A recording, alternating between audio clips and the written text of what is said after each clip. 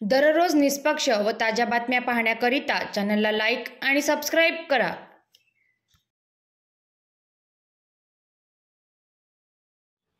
नमस्कार मित्रांनो, public to PM news 24 चॅनलमध्ये आपले सर्वांचे स्वागत आहे.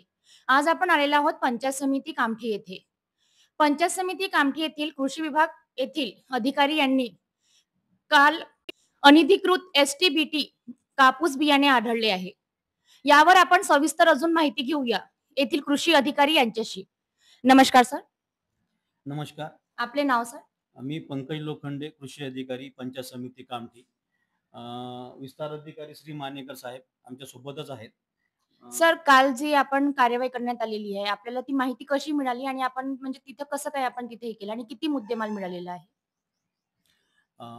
आम्हाला गोपनीय माहितीच्या आधारे की अनधिकृत कापूस बियाणे विक्री होत असल्याचे रनाळा येथे कळले.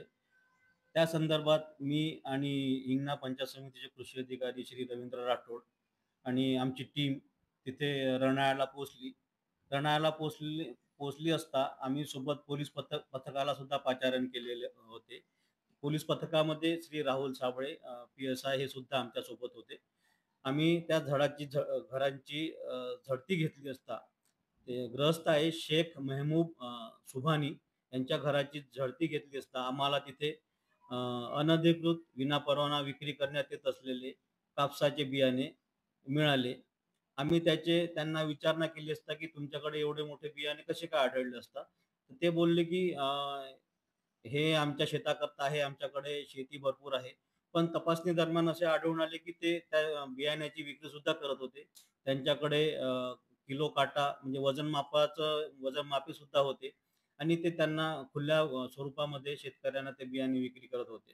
मग आम्ही तो माल एकूण माल होता तो 34 किलो 700 किलोग्रॅम वजन होतं त्या मालाचं. आम्ही तो माल जप्त केला आणि पोलीस स्टेशनला तो जमा केला.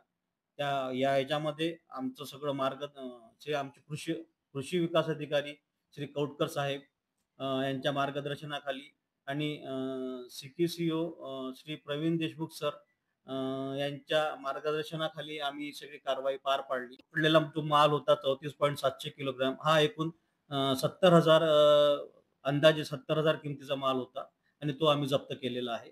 FIR झालेली आहे. पुढील कारवाई आता पुढील तपास पोलीस स्टेशन कामठी करणार आहे. आधी अशी संशयित अशी होती का की त्याच्यावर संशय होता असा काही असं त्याच्यावर नाही, कारवाई करण्यात वगैरे आली होती?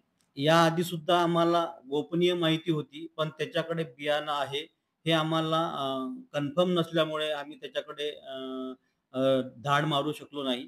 पण यावेळेसची जी गोपनीय माहिती होती ती 100% खरी होती आणि आम्हाला असं कळलं की याच्याकडे बुवा एक छोटा टेम्पोवरून 6-7 पोते बियाणे आलेलं आहे. पण त्यांनी ते बियाणे इतरत्र लपवून ठेवल्यामुळे आम्हाला फक्त एवढंच बियाणं मिळू शकलं. वर्षापासून हेच करतो आहे, हे बियाण्याचं काम करतो आहे, अशी आम्हाला माहिती मिळालेली होती.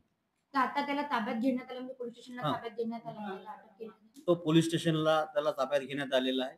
अजून त्यांनी माल कुठून आणला, काय आणला त्याचं आम्हाला त्यांनी काही अजूनपर्यंत सांगितलेलं नाही. तपासादरम्यान हे सगळं उघडकीस येणार.